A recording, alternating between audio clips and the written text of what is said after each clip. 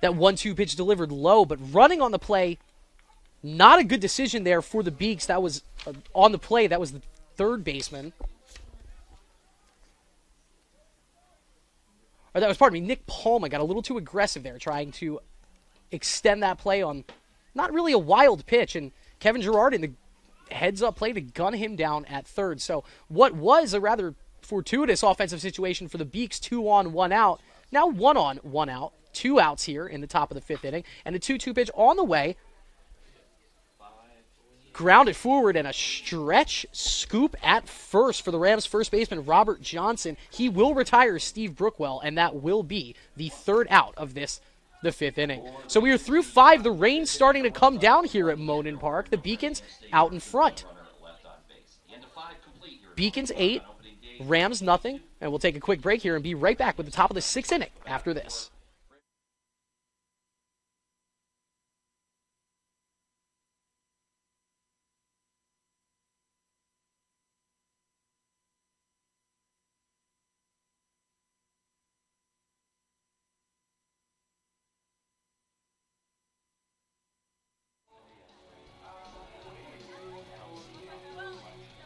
So we're here at Monin Park, headed into the top of the 6th inning. Beacons lead 8-0. It was a quick start for the Beacons. 2 runs in the 1st inning. A Drew Metzdorf RBI sac fly, followed by an Aiden Blake RBI double, gave the Beacons a 2-0 lead. That man again, Drew Metzdorf, reappeared in the 3rd inning, launching a solo home run over the left field fence. That was the last run surrendered by Andrew Ponza. He was pulled through 3 innings. Alex Amalfi went 4 strong for the Beacons, registering 9 strikeouts and just 1 hit. But he did throw 72 pitches in those 4 innings, so he was pulled. Another scoreless inning from the Beaks, and that is what brought us to the 0-run mark. Now, in the 4th inning, a bit more of an offensive explosion for the Beacons. They scored 3 through 3. 4th inning, an offensive explosion. It started with a Gianni Zerilli strikeout, but then Chris Duco, Steve Brookwell, they both walked back-to-back. Thomas Q was hit by a pitch with loaded the bases. Drew Metzdorf then grounded out, which left the bases loaded with 2 outs for Craig Corliss. Corliss with a sharp single to center field. It plated 2, then he got caught in a rundown, which extended the play, allowed a 3rd run to score. Corliss was safe at second. That made the lead 6-0. Then right after that, Aiden Blake stepped to the plate. And this is after Drew Metzdorf already hit a line shot home run over the left field fence. Blake, for his 2nd and 3rd RBIs of the day, stepped into one, lifted it deep down the left field line, kept it fair, and it put the Beacons up 8-0. That's where we are right now. Rams designated hitter Ryan Boyle, batting in the 3-hole, up for his 3rd at-bat of the ballgame. And we are about to go back underway here at Monin Park. Once again, Alex Amalfi, he went 4 full innings, 74 pitches, walked 3, but he struck out 9.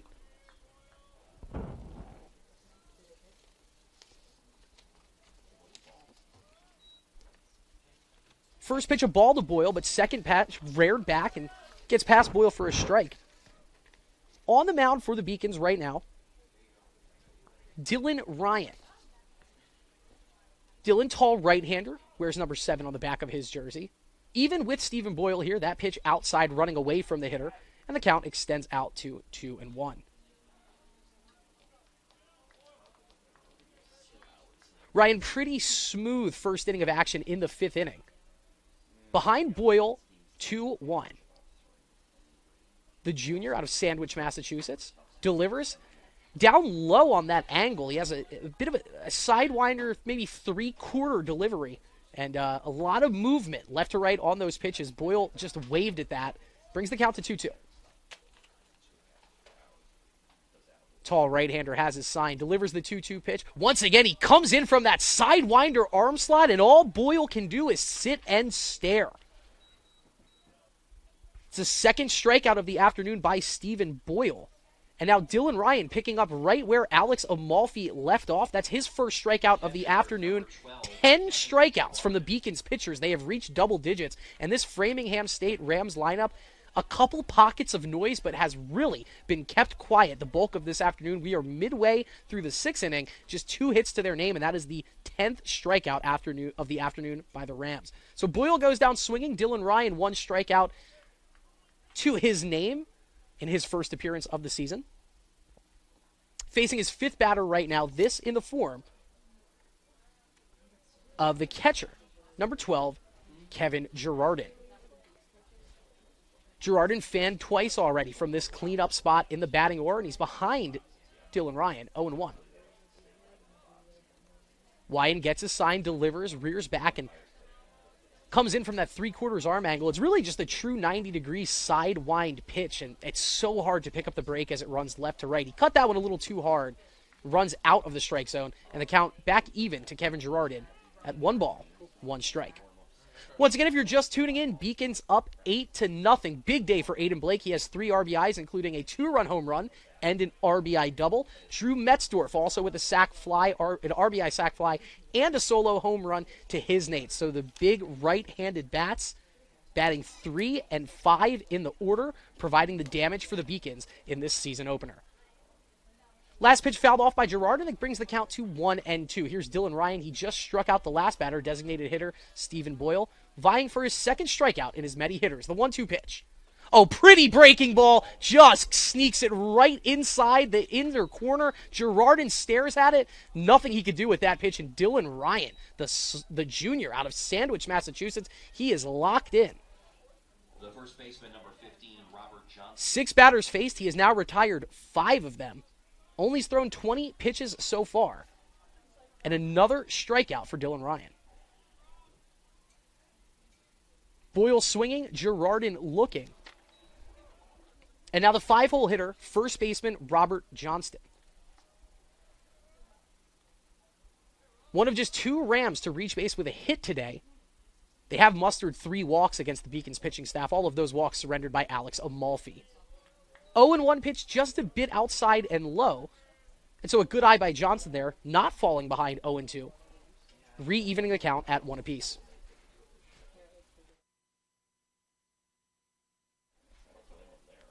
One and 1 the count to Robert Johnson, the Rams' first baseman, batting out of the 5-hole. Pitch from Ryan. That is inside, and it paints the inner quarter there over the plate. He gets the call. Count 1-2. Now, Alex Amalfi, he had some trouble in the first inning. He was pitching from behind. That ultimately did result in a 3-strikeout inning. Got ahead of the batters in the 2nd and 3rd, and then it took him a while to get out of that 4th inning. Now, Dylan Ryan, his 2nd inning of work, he's been ahead of almost every batter that we've seen him face, and almost got the strikeout inside on Johnston there. Johnston had to fight off that pitch right on his hands, just got a piece of it, and he will keep the count alive. If you're just tuning in, it was a really smooth 4 innings of pitching for Alex Amalfi. He ran the count up high to a couple of batters. He did issue 3 walks, and that's really the only reason that pitch count got up to 72 pitches through 4 innings. No worries there, though, as 1, 2, 3 go the Rams. 3 batters, 3 strikeouts. Stephen Boyle struck out swinging. Kevin Girardin struck out looking. And that's Robert Johnson fanning rather meekly at the fastball from Dylan Ryan. Dylan Ryan, 2 innings of work, 3 strikeouts, and the Beacons still up 8. We'll head to the bottom of the 6th inning. UMass Boston 8, Framingham State 0.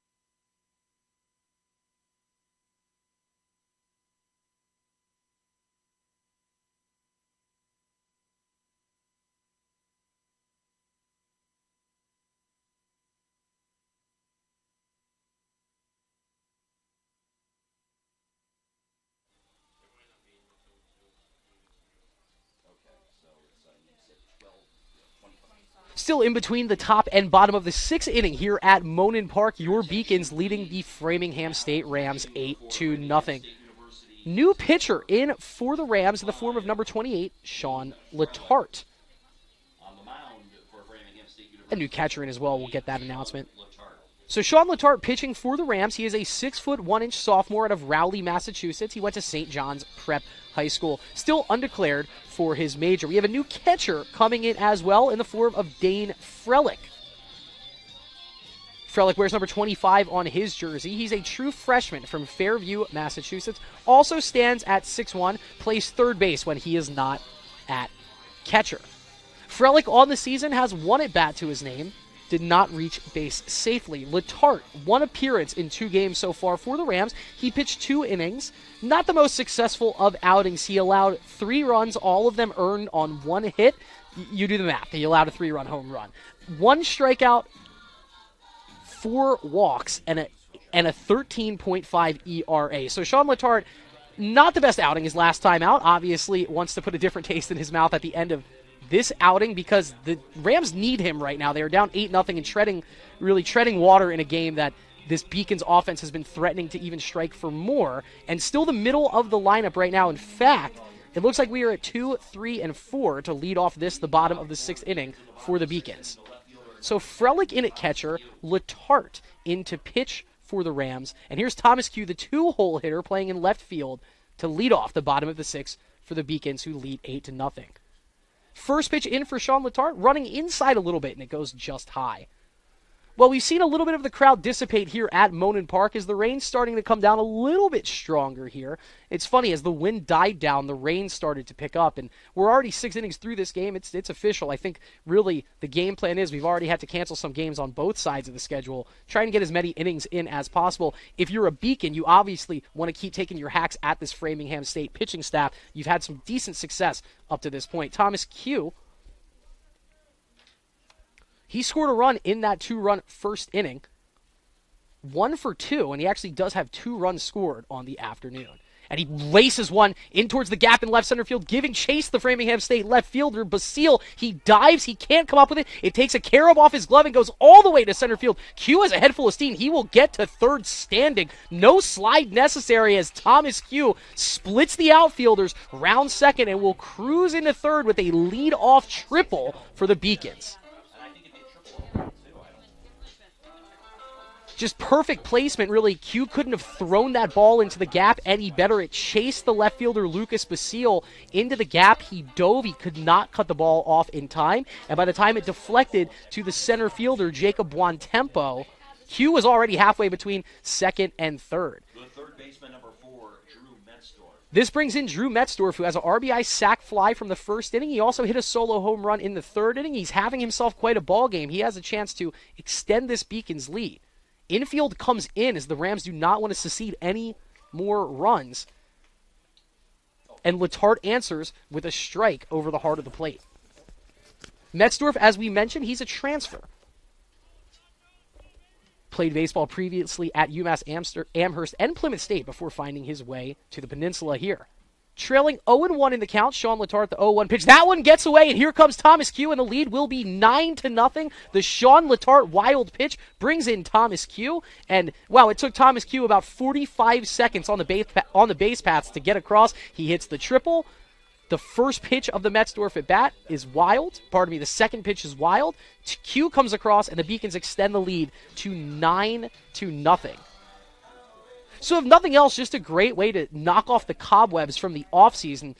You know, it was a shortened season last year in terms of what the Beacons could get played with the COVID pandemic. And a full season in front of them this year, already had to cancel 2 games, and it's nice to hit the ground running and take this 9-0 lead. This ball poked towards right field off the bat of Drew Metzdorf. So Metzdorf cannot follow up that home run with the extra base hit. In this at bat, it is reeled in out in right field by the right fielder, Chris Iannetta. So that's the first out of the bottom of the 6th inning. Beacons once again cruising right along, leading 9-0. Another look at Craig Corliss. 1 hit in 3 at-bats so far. 2 runs batted in. He had a 2 RBI single and then got caught in a rundown, which allowed a third run to score, and Corliss was then safe at second. It's a lucky play, but sometimes it's better to be lucky than good. And that pitch, Craig Corliss, just good. He lines it first pitch towards the left fielder. It gets down in front of Basile, and it's the second hit of the afternoon for Craig Corliss. So his solid day to start the season continues. He is now 2 for 4 on the afternoon with 2 ribbies and a run scored, and he will stand at first for the man of the afternoon, Aiden Blake. Blake, the second contributor to the scoring column in this contest. He hit an RBI double back in the first inning.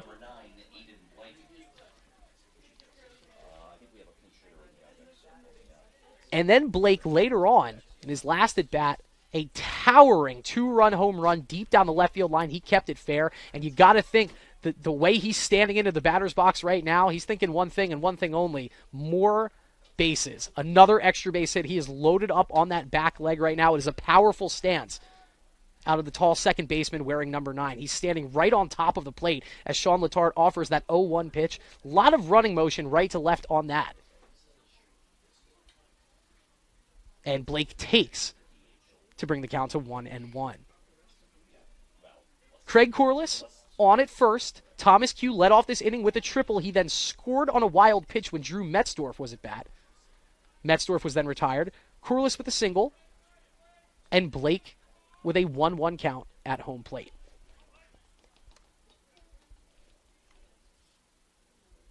Blake in his junior year out of Lakeville, Massachusetts.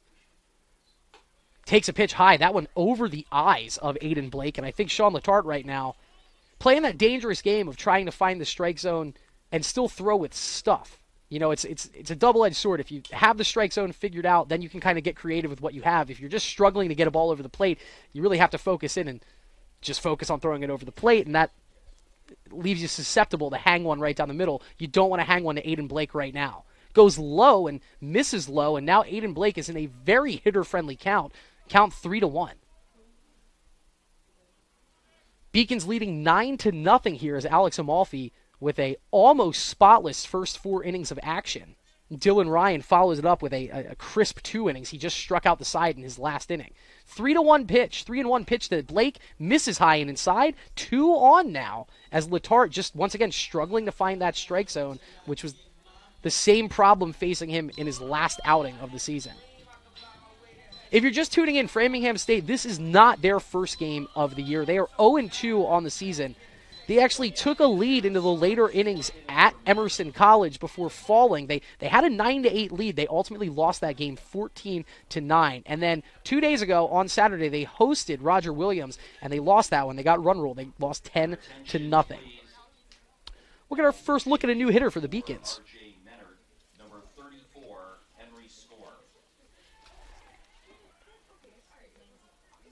So R.J. Mennert's day is done at the designated hitter position. And Henry Score, the senior out of New York City, takes his place. Sometimes Score will do the catching. Sometimes he'll hop in at DH. He slides into R.J. Mennert's designated hitter spot. And he awaits the first pitch from Sean Letarte, which misses low and away in the count 1-0. So Framingham State, they were able to manufacture some offense in that first game of the season. No runs scored against Roger Williams. No runs scored through 6 here at UMass Boston. And now a pitcher reeling a bit, just trying to find the strike zone. That one looped, just missed the strike zone outside. And the pinch hitter, Henry Score, with a hitter-friendly 2-0 count. Craig Corliss at second. Aiden Blake at first. Henry Score at the plate, standing 6'1", the senior out of New York City with a 2-0 count. Let's see if he gets a green light here. Letarte winds out of the stretch and misses. And now this might be in Sean Letarte's head a little bit. It was a 4-pitch walk, I believe, to Aiden Blake, and so we're working on 7 straight balls thrown out of the right hand of Sean Letarte. Henry Score played in 1 game last season. Got 2 at-bats against Plymouth State. 1 game, 1 at-bat here for the senior as he takes 4 straight pitches and will start off the season with a 1,000 on-base percentage. He works the walk. Sean Letarte really needs to find the strike zone. And it looks like we will have another Beacons pinch hitter entering the action. Now the bases are loaded, and it's Boston Burris taking to the plate. He will pinch hit for Nick Palma. So Craig Corliss at third, Aiden Blake at second, Henry Score after the pinch hit walk standing at first, and Boston Burris, the switch hitter out of Highland Village, Texas, at the plate right now, trying to take what is already a busted game and just bust it wide open. Beacons leading 9-0 right now. Bases loaded, Boston Burris at the plate. Just like Henry Score, it was the same stat line for Boston Burris. He got action in one game last season. Played against Plymouth State, had one at bat. Here's the first pitch from Letarte. They give him the green light, and he puts it into the air. It sends the center fielder back on the play, still going back. At the track, he makes the catch on the warning track, does the center fielder Jacob Buontempo, but cruising on in to make the game 10-0 is that's Craig Corliss. And Boston Burris just missed that one as he got under that and gave it a ride deep to center field. Remember, we have a replica Fenway Park here at Monin Park. So that ball hit about 400 feet off the bat of Boston Burris. They checked to make sure the tag up was good. It is. So Craig Corliss does score on the play. It is a sac fly for Boston Burris. One at bat, one RBI for the sophomore. And it goes down to Gianni Zerilli, the 8-hole hitter. He is up with 2 on. So Burris gets in the stat column with an RBI. Henry Score at first base, Aiden Blake at third, and here's Gianni Zerilli with 2 out in the bottom of the 6th inning. That pitch that led to the sac fly from off the bat of Burris, that was really the first pitch over the plate that Letarte was able to muster in the past 9 or 10 pitches thrown. Now he starts off Zerilli with the ball, and that might just be what this is intended for this outing with Sean Letarte. Can he get it back together here? Here's the 1-0 pitch. That one is right over the plate. Looked like he took a little something off that just to make sure that he got a strike there, and that evens the count out at 1-1. Zerilli 1 of 3 so far in this contest. 2 times he didn't get a hit. He did strike out, but has a base hit to his name. 1-1 pitch from Letarte. That misses low and away, and Zerilli sitting pretty on top of the count now, 2-1.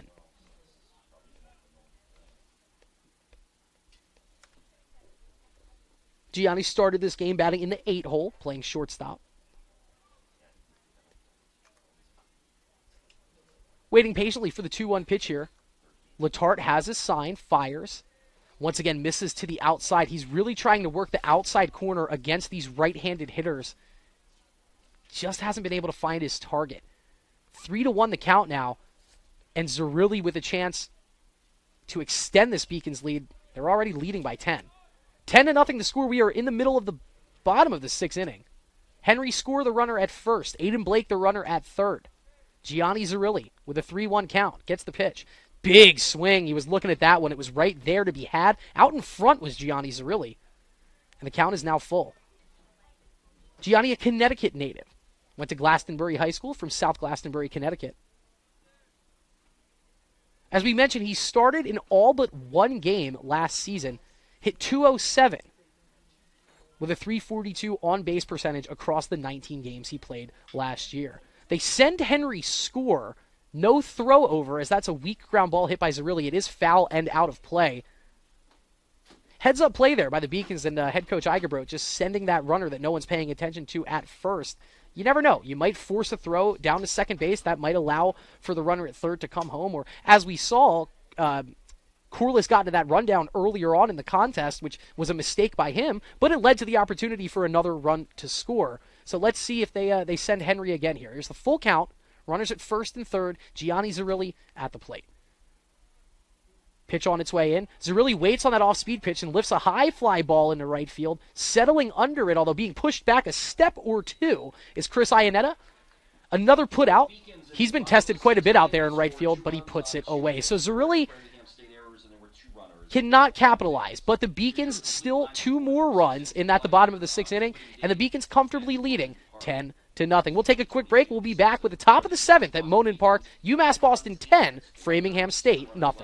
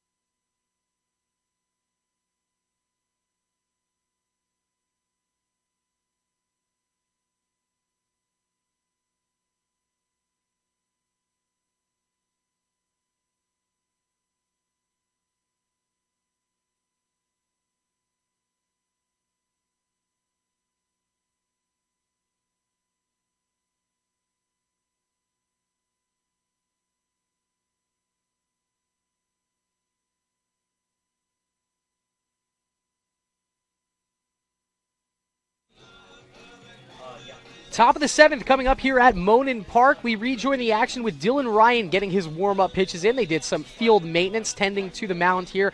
It's been smooth sailing for the Beacons pitchers so far, who 6 innings through this contest have still yet to allow a run. Really, Alex Amalfi, one close call, and he was able to retire a runner at home plate after a ground ball. But between Alex Amalfi and Dylan Ryan, 23 batters faced, 2 hits allowed. Alex Amalfi, 9 strikeouts, 3 of them looking in his 4 innings of action. And Dylan Ryan already with 4 strikeouts to his name, 2 swinging, 2 looking in his 2 innings of action. The junior out of Sandwich, Massachusetts, heads back to the mound here while he will get us started pitching in the top of the 7th. You got to think this might be his game the rest of the way here if that's what head coach Eigerbrod has planned for the Beaks. Getting a little bit colder here at Monin Park. You can feel the weather starting to move in.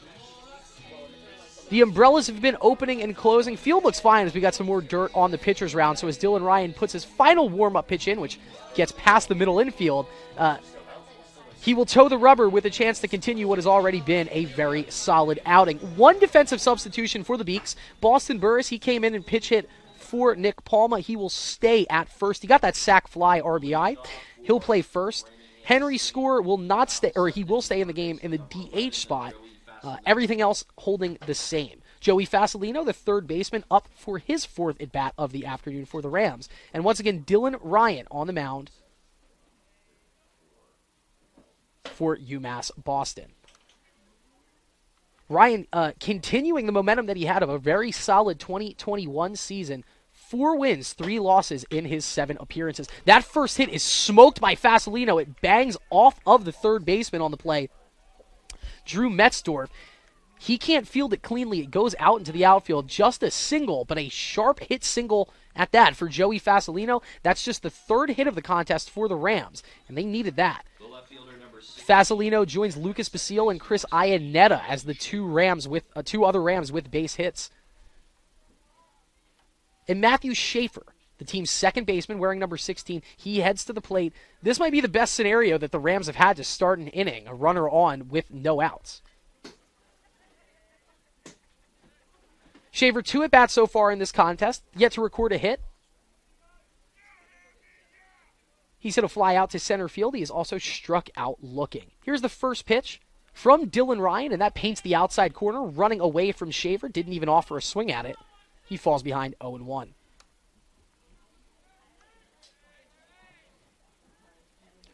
Shaver plays the middle infield, listed as both second base and shortstop. Today he is playing second base. A 5'9" junior out of Milford, Massachusetts. He takes there. That one must have just been high. Shaver got down low in his crouch there and forced the called ball. 1 ball, 1 strike here in the top of the 7th inning. Dylan Ryan on the mound for the Beaks, who lead 10-0. That one chopped high off the AstroTurf field. Great play by Boston Burris to get to the ball, but he does not get the throw.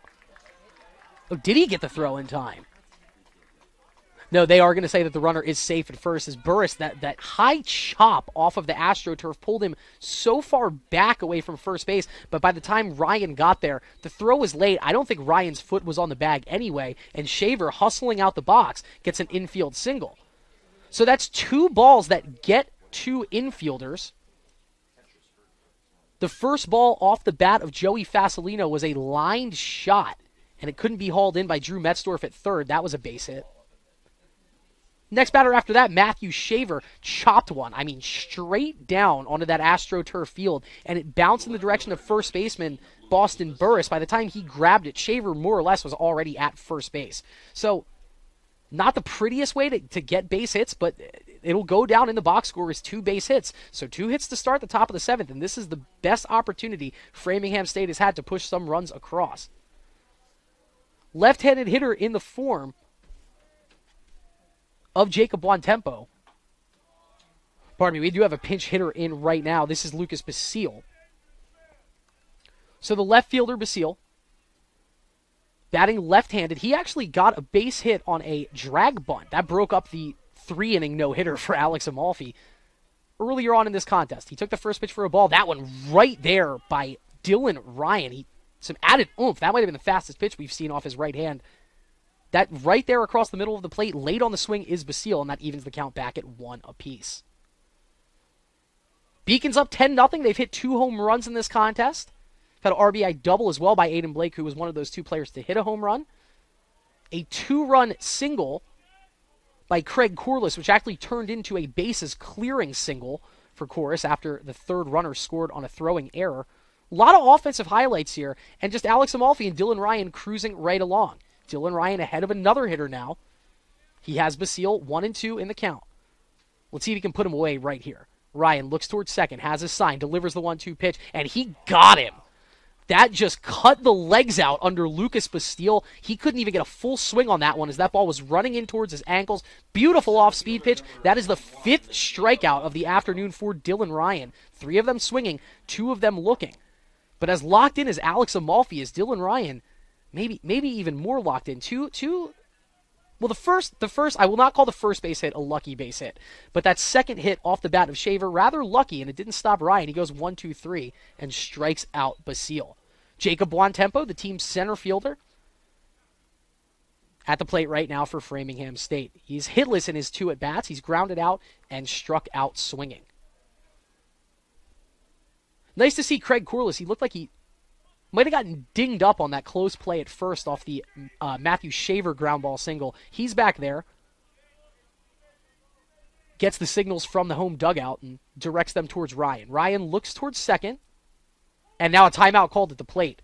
You can see Ryan starting to get distracted there by the runner at second. That is Joey Fasolino. Fasolino, speedy player. He plays third base. He can get around the bases. And wasn't a threat to run in the prior at bat, but now he has caught the attention of Dylan Ryan.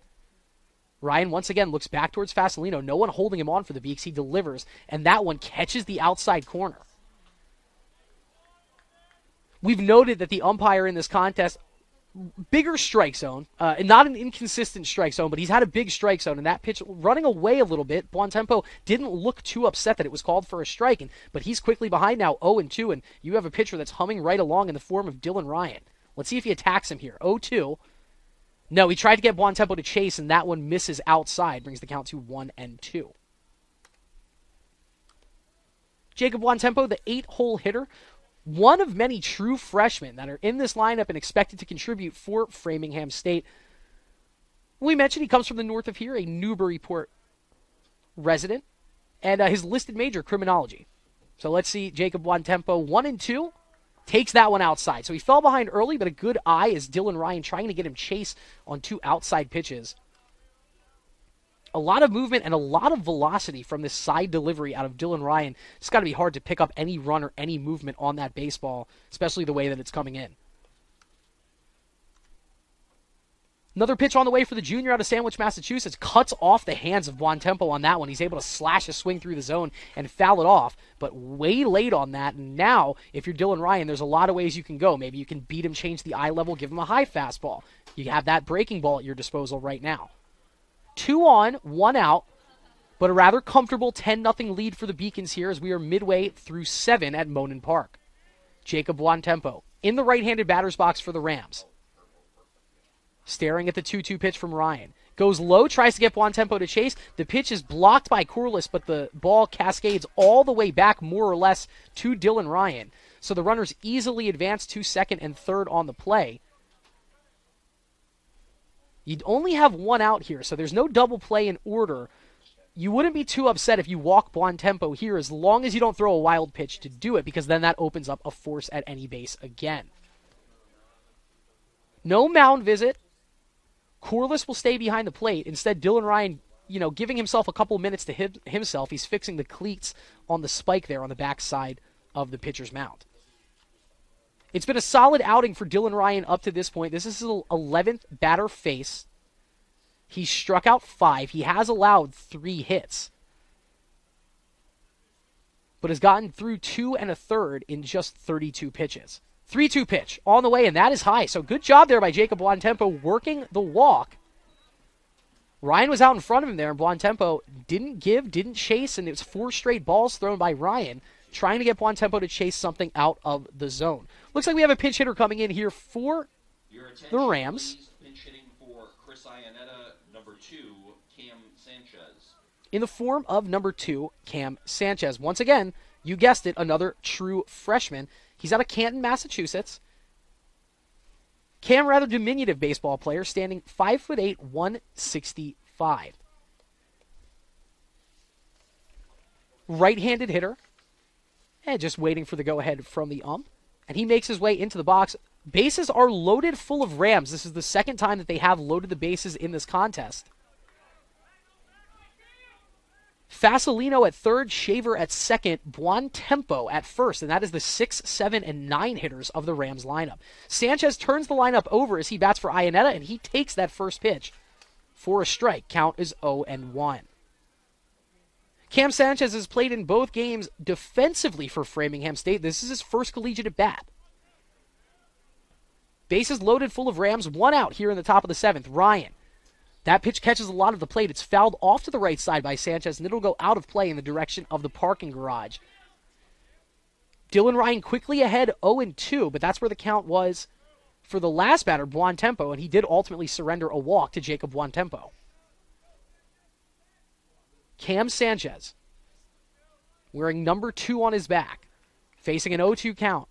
And a pitcher who up to this point had been steamrolling right along in Dylan Ryan. The breaking ball, and it misses just high. I tell you what, Sanchez, I think, thought that he got punched out on that, looking at the look on his face. It just didn't drop down into the strike zone in time. It misses high. 1-2 the count.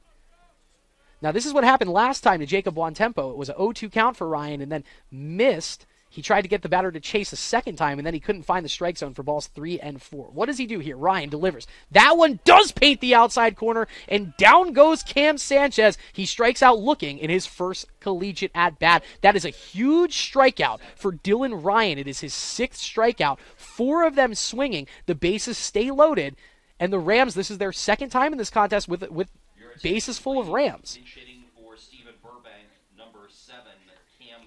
They weren't able to capitalize the first time. Let's see if infielder Cam Gilroy can get the job done for the Rams here. This is his first at-bat of the 2022 season. He's played in 1 game as a defensive replacement for the Rams up to this point.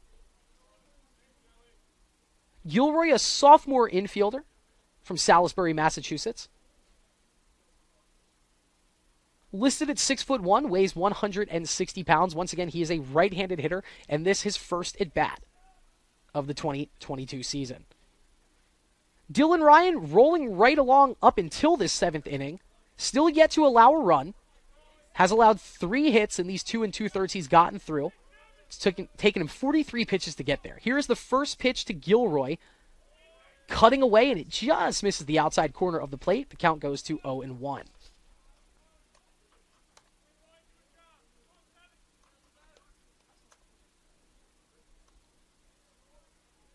Ryan working slightly slower than Alex Amalfi, who was really operating at a breakneck pace through his first 4 innings of action. And how about that? That's a way to score your first run of the season. Cam Gilroy gets hit by a pitch on the left hand, and that will bring in Joey Fasolino. And there goes your shutout. First run of the afternoon scored by the Rams, and rather fittingly, they don't do it with a big blast. It's a hit by pitch for a player with his first at bat of the season, Cam Gilroy. He gets hit by the pitch, and that will be the run batted in.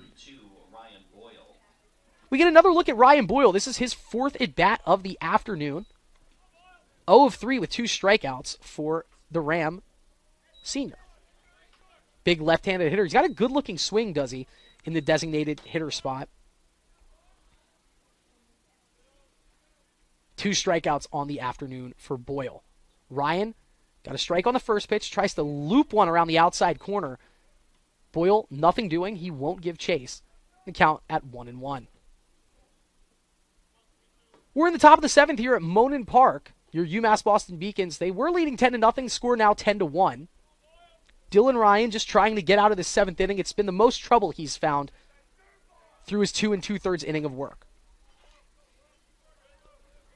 If you're just tuning in, Alex Amalfi, 4 innings pitched, 74 pitches across those 4 innings. That was really the only reason he got pulled early. 1-1 pitch coming in from Ryan.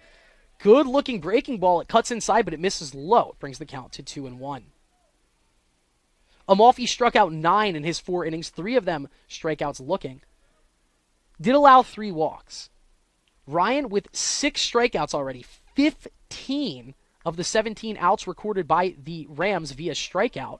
This one looped off the end of the bat. It's going to be a tough play. A strong throw across the diamond by Gianni Zerilli. Gets the runner, Ryan Boyle, by a step. And that will get us out of the 7th inning. Framingham State finally does break through, but they score just one. They leave 3 stranded. Time to stretch. It's the 7th inning stretch as we head into the bottom of the 7th inning at Monin Park. It's the UMass Boston Beacons 10, the Framingham State Rams 1.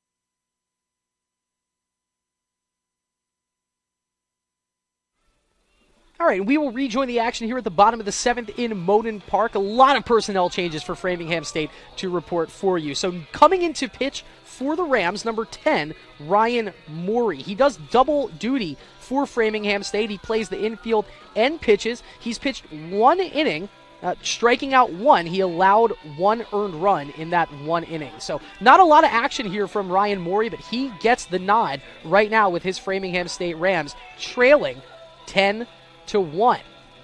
Morey, diminutive in stature. He's 5'8", weighs just 150 pounds.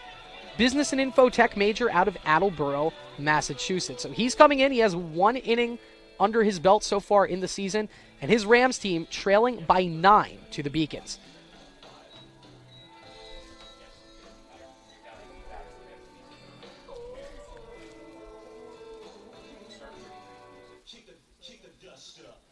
He's got a couple more pitches to get through in his warm-ups, but it looks like the Beacons going to continue to move the lineup around here and get some more playing time across their roster. So we'll reload up the game stats for you right here. Once again, the Beacons leading 10-1. Bottom of the 7th inning, pinch hitting for Chris Ducko is number 33, Kevin Carrera. And big number 33, Kevin Carrera, left-handed hitter. He steps into the box for the Beacons. First pitch in from Morey, misses a little high. And it's Carrera settling in with a 1-0 count. Beacons leading 10-1. 3 RBIs today for Aiden Blake, 2 for Drew Metzdorf, 2 for Craig Corliss, and a 2-0 pitch. Pardon me, a 2-0 count for Kevin Carrera. Carrera, a sophomore out of Sandwich, Massachusetts, same hometown as Dylan Ryan, wearing number 33. Listed as a catcher and an outfielder, so we'll see. He might be sliding into fill Craig Corliss' role for the rest of the afternoon. He gets under this one and lifts it way up in the air in the direction of third base. It is out of play, and it will land just foul as that ball was overrun by Joey Fasolino and the shortstop, Cam Gilroy, coming in. He's playing shortstop now for the Rams. They both overran that ball. The little bit of wind that we have, I don't think that would have affected it all that much. Just overzealous there by Fasolino. The night sky is upon us here, so he could always claim that he lost it in the lights, but that should be an out for the Rams. Instead, it goes down as a foul ball. It almost landed in play, and you might have had an double off the bat of Carrera. Instead, count goes to 2-1. Everybody catches their breath, and Carrera resets in the batter's box. So the 2-1 pitch from Rams pitcher Ryan Morey gets a lot of the plate. Carrera is all over that one, but he's just ahead of it. That ball's fouled off about like 3 floors up in the parking garage off to the right side of the field. Carrera was sitting on that one, but he was out in front of it. He pulls it foul, and all that is just a loud strike number 2.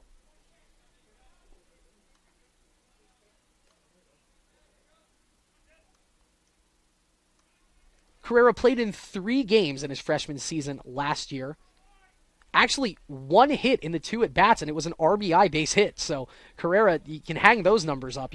Obviously, he wants to answer that with another 1 at-bat, 1 hit performance. He takes a looping off-speed pitch right there, almost retired him. Instead, it misses high. Count goes full at 3-2. Got to be tough for a guy who's primarily a catcher to try and get playing time in behind a catcher as talented as Craig Corliss. Let's see what Carrera does here. It's another looping breaking ball from Morey, and once again, it was right there. It just misses high. It sends Carrera to first with a walk. And the Beacons not appearing to want to take their foot off the gas. That'll flip the lineup over, and Steve Brookwell back to the plate for the Beacons. This is Brookwell's 5th trip to the plate, but just his 2nd at bat. He has walked 3 times today.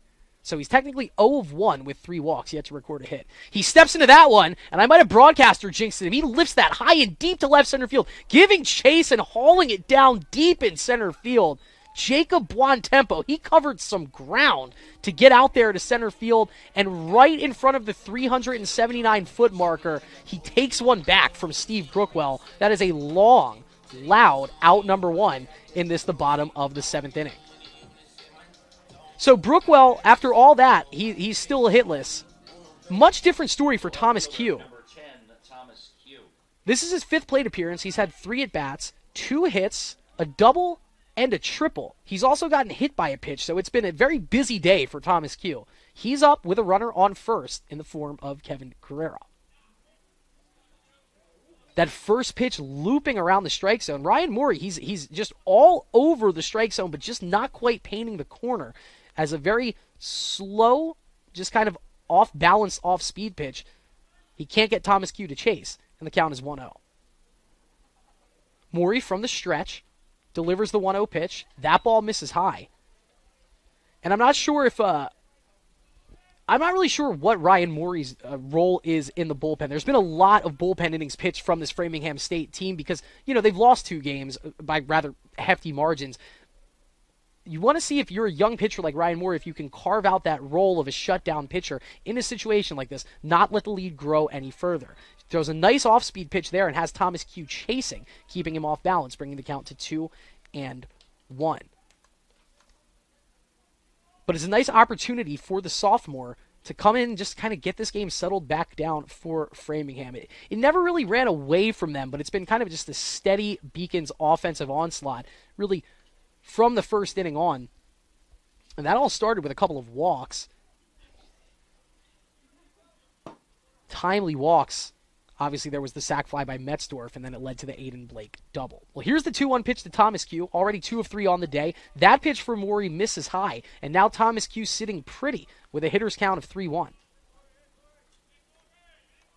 If you're just tuning in, the Beacons up 10-1 here on opening day over the Framingham State Rams. Offensive fireworks off the bat of Drew Metzdorf, Aiden Blake, and Thomas Q has contributed to the fun as well. Here he looks at the 3-1 pitch in a split second because Morey throws over to first, nothing doing as Carrera dives back and beats the throw back. Kevin Carrera, he worked a walk to lead off this inning. He stands at first. Steve Brookwell got robbed of an extra base hit just the last at bat by Jacob Buontempo's rundown catch in center field. Here's the 3-1 pitch on the way. That one comes inside. It pops up Thomas Q. I think he wants that one back. Fasolino once again gets tested, and he lost that one in the lights. He still has a chance to get the out at second, but he throws it away. Unbelievable. And now Carrera's going to third. And wow, this is a 7th inning to forget for Joey Fasolino. He lost one in the lights. That was just a foul ball. This time he overruns a high lofted pop-up, and it lands in play. Kevin Carrera then advances from second to third on the bad throw to second, and Thomas Q was mad at himself, but he busted it out of the box, and that's what you need to do as he is standing safely on second. Freshman error for the true freshman Joey Fasolino, and now Drew Metzdorf, who already has a home run today, can really bust this game wide open. Ryan Morey, 2 runners on. Here's the first pitch of the at-bat to Metzdorf. Wow, a breaking ball. Metzdorf was sitting on it, was waiting on it, and was still too early as Morey took one off there and got Metzdorf out in front. Count is 0-1. Metzdorf technically 1 of 3 on the afternoon. He has a solo home run and an RBI sac fly. So 2 runs batted in for Drew Metzdorf. Morey got him out in front with a breaking ball, that first pitch of the at-bat. Let's see if he's got another one lined up here. The 0-1 pitch coming. Nope, hits him square in the back and will load up the bases. A little how do you do. Now that clearly not intentional as Morey, he'd been finding the strike zone with breaking balls. He switched back to a fastball there, and he got Metzdorf right in the back. I think the last thing you want to do is to hit a player with a pitch that would then load the bases up for Craig Corliss. But that's exactly the scenario facing Ryan Morey right now. Corliss 2 of 4 on the afternoon. 2 hits, including a 2-run single, which turned into really a 3-run double after a throwing error once Corliss found himself caught in a rundown. One of 3 players on this Beacons roster named a top national collegiate player to watch by the Collegiate Baseball newspaper before this season started. Morey threw over before that first pitch. This time he puts one right over the plate. Corliss swings and hits a humpback line drive right at the direction of Cam Gilroy. Gilroy didn't really even have to move there as he records the second out of the inning. Nothing wrong with the approach there to Corliss. He didn't try too much with it. He hit the ball right back up the middle. He hit it on the screws, but Gilroy's sitting and waiting there in the pocket at the shortstop. And I tell you what, he had to take about 1 step to his right, and he just plucked that ball right out of thin air. It brings up Aiden Blake, who is having really the game of all games for all Beacons. 2 of 2 with 3 RBIs and 2 walks. He has a RBI double. He's got a 2-run home run to his name. This is Aiden Blake's game for sure, and he has another chance to do extra base hit damage. The bases are loaded. Blake, the 5-hole hitter in today's ball game. He's a junior out of Lakeville, Massachusetts. Number 9 on his back. 1-0 count here.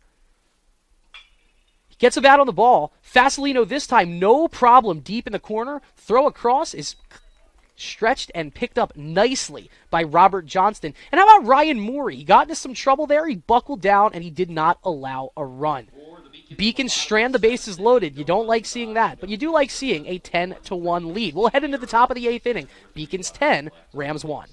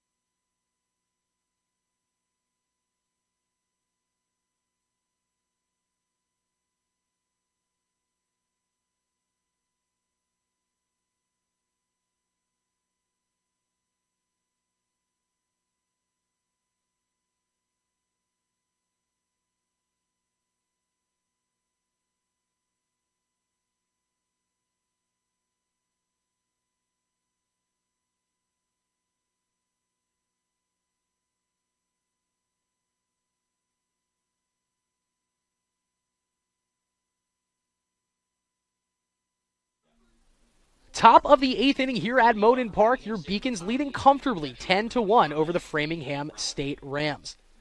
Dane Frelick, he came in to catch for the Rams 2 innings ago, getting his first at-bat of the afternoon for Framingham State. 10-1 the score. Beacons comfortably out in front here. 2 home runs hit this afternoon in today's season opener. Dane Frelick in the batter's box, and another pitch sent in from Dylan Ryan. It busted him inside, and he fouls it off for strike 1, does Dane Frelick. Dylan Ryan, he allowed his first run in that 7th inning.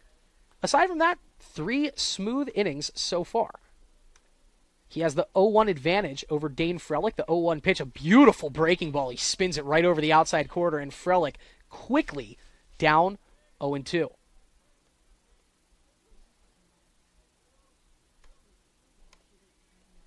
Pulling up the numbers here for Ryan. 1 earned run so far to go along with 6 strikeouts, 1 base on balls, and 3 hits allowed in his 3 innings. He almost hit Frelick there on that 0-2 pitch. Don't want to do that. Luckily, he misses Frelick just inside, and the count falls to 1-2.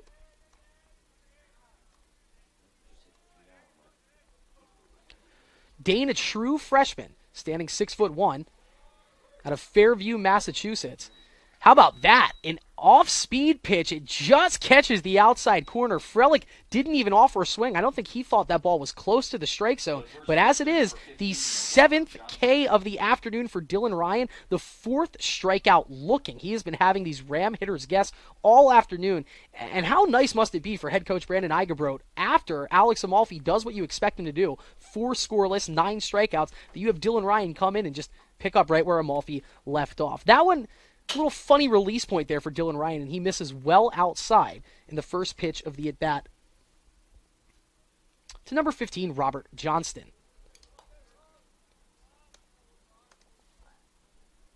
1-0, that one does paint the outside corner, and once again, Johnston, really all he could do is just spit on that. 1 walk so far this evening for Johnston. He struck out in his he struck out and grounded out, so 0 for 3.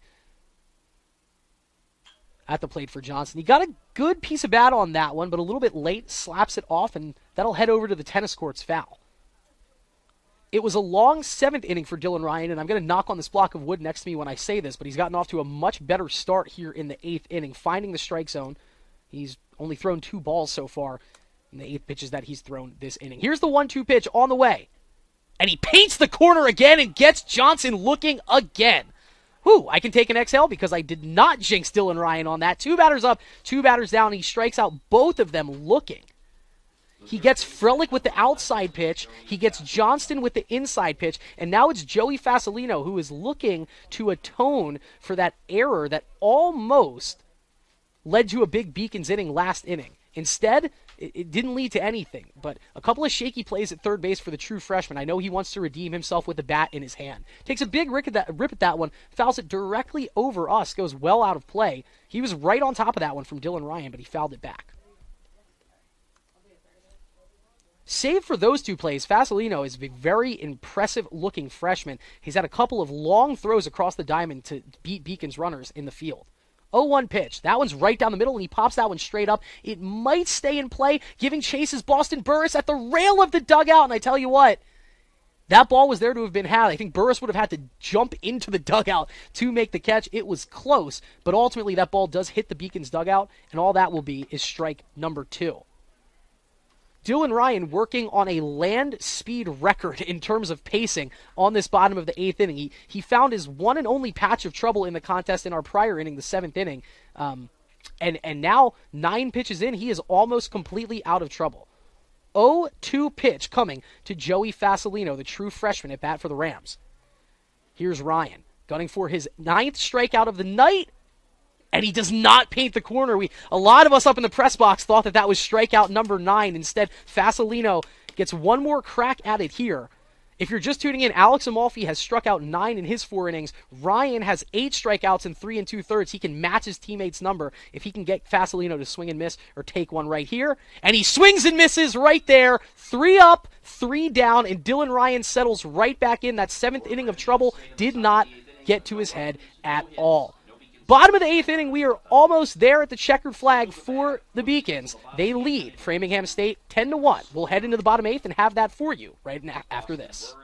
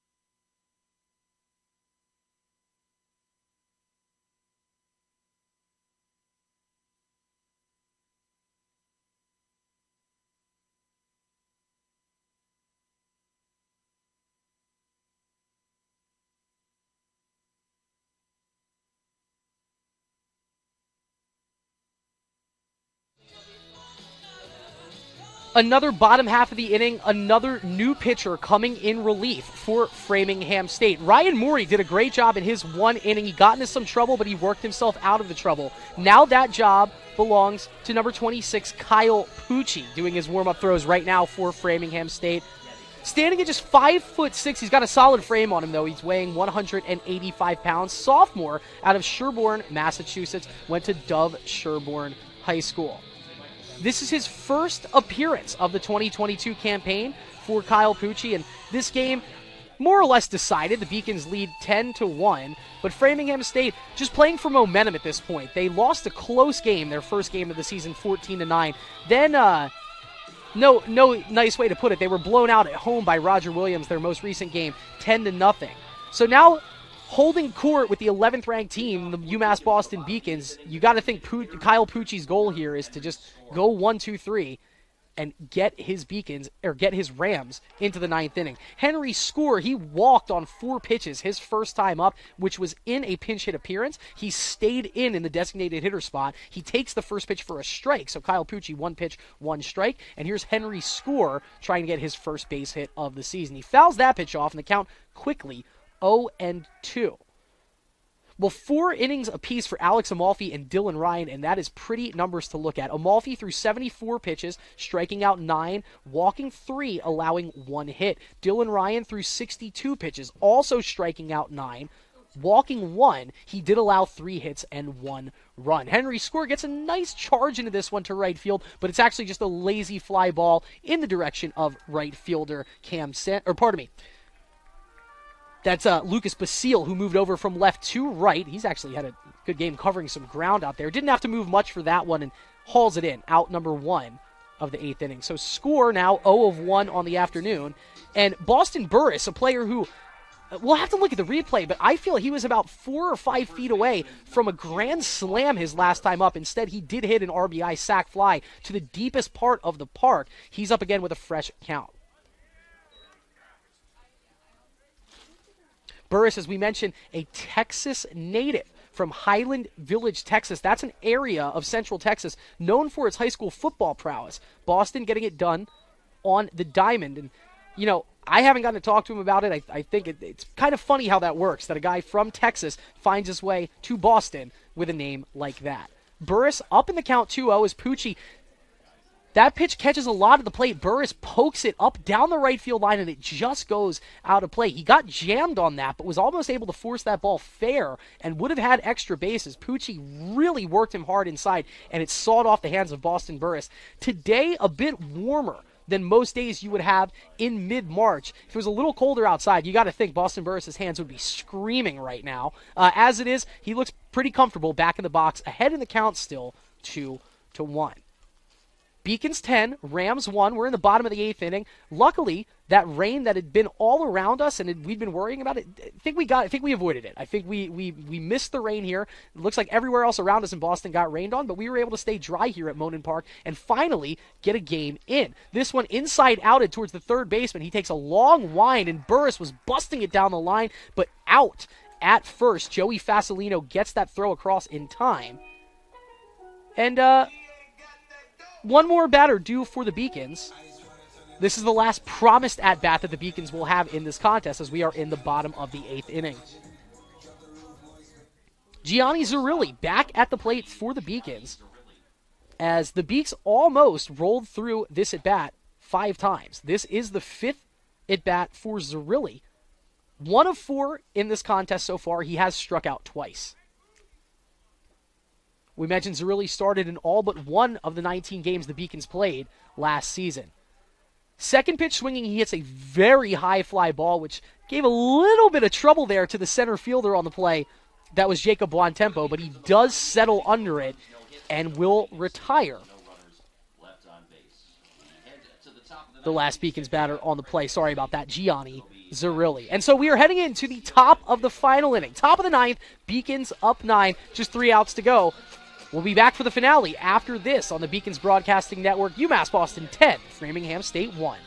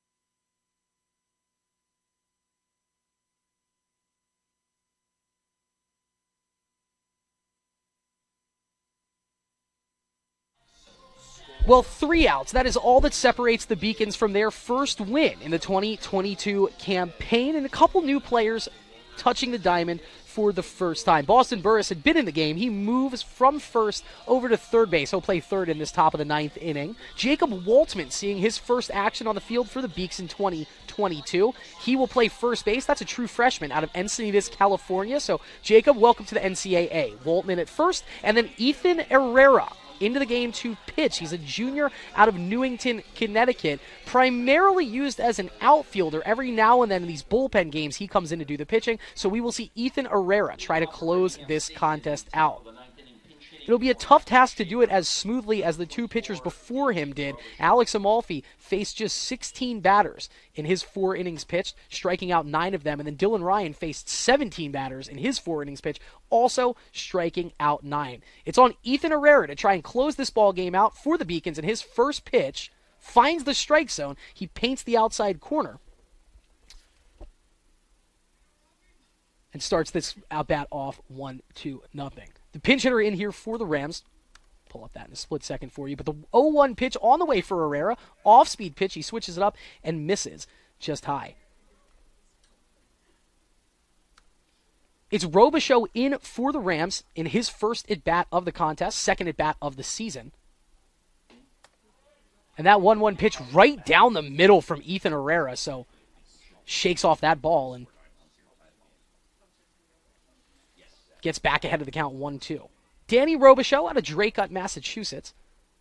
Behind in the count 1-2. Heroic effort there by Craig Corliss just to block that ball, stop it from getting past him.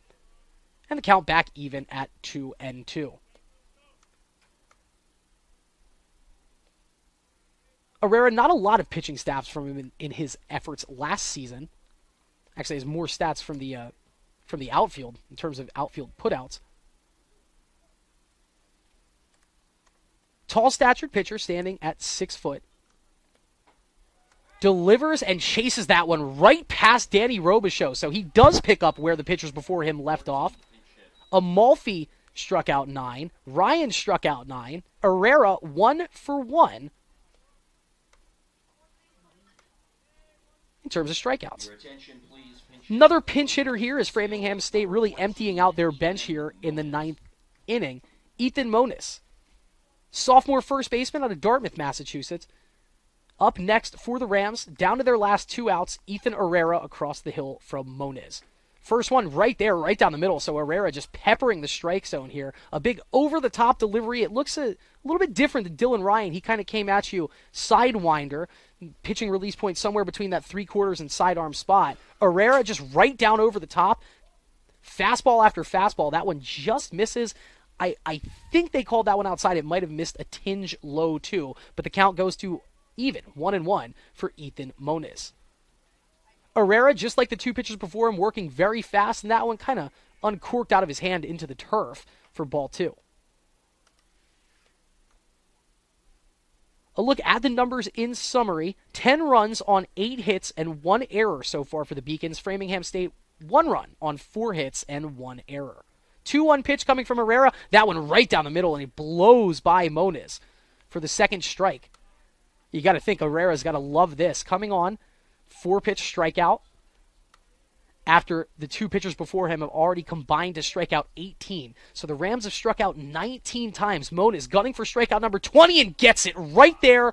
Blows it right past him. Ethan Herrera blows it by Moniz. His second strikeout of the afternoon. 20 strikeouts as a pitching staff for the Beacons, and they are down to their final hitter are the Rams. And it comes in the form of number 19, Jeremy Kelly. Please, now pitch hitting for Jacob Bontempo, number 19, Jeremy Kelly. Jeremy Kelly, once again, you guessed it, he's a true freshman as well, out of Aruba, standing 6'2", 176 pounds.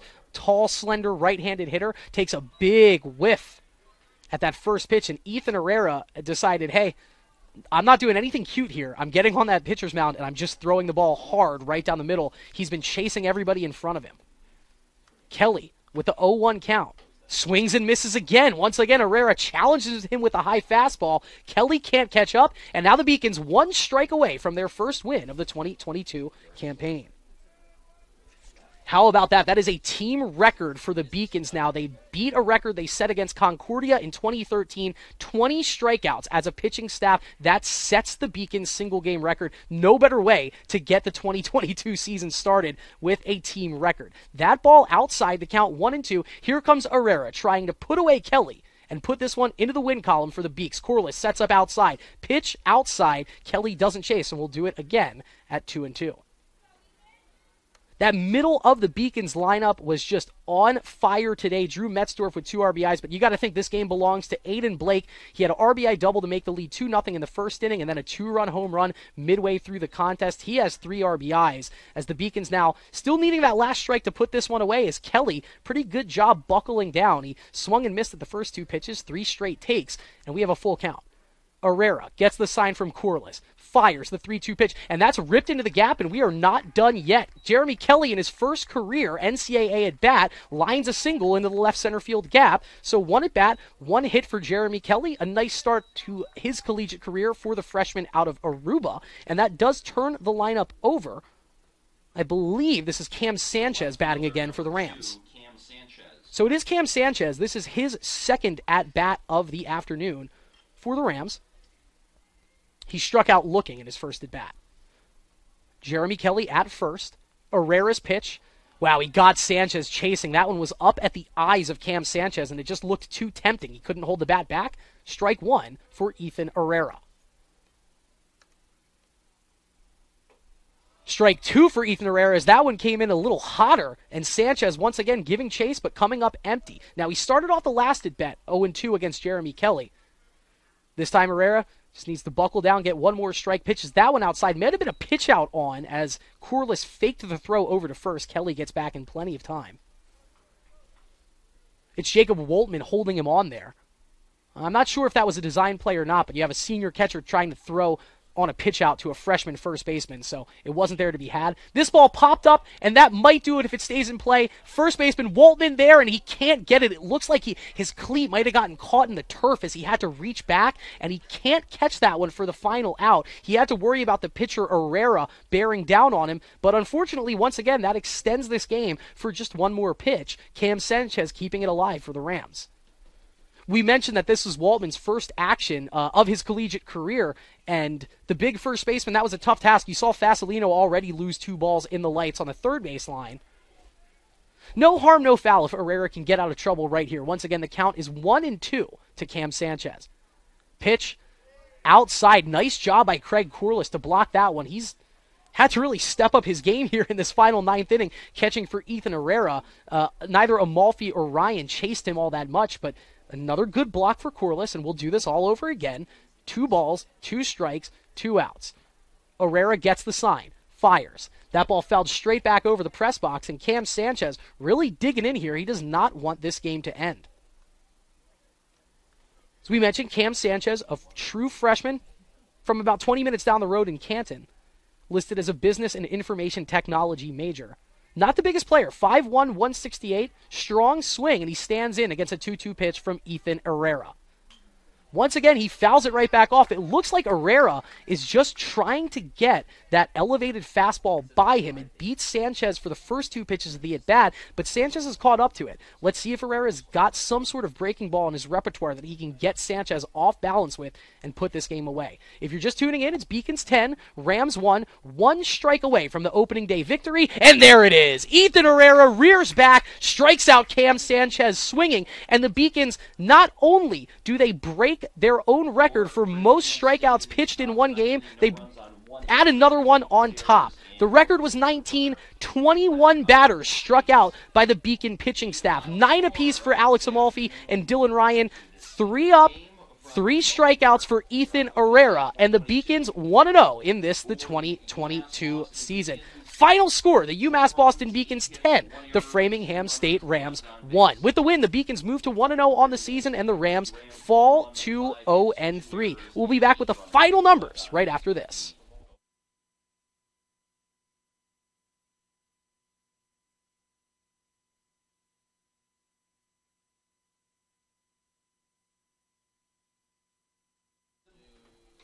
And that will do it. We are final here at Monin Park. Beacons 10, Rams 1. Alex Amalfi, he got off to a great start. 4 innings pitched, 9 strikeouts. He does not get the win. That belongs to Dylan Ryan, his first win of the season. 4 innings pitched. He'll leave the game with a 2.25 earned run average. We'll go through the hitting numbers real quick here for the Beacons. A great day across the board from the hitters 2 through 5. Thomas Q ending the day 2 for 4 with 3 runs scored, a double and a triple. Craig Corliss 2 for 5 with 2 RBIs. Drew Metzdorf 1 for 3, but a solo home run and a RBI sac fly. And the player of the game has to be second baseman Aiden Blake, going 2 for 3 with an RBI double and a 2-run home run.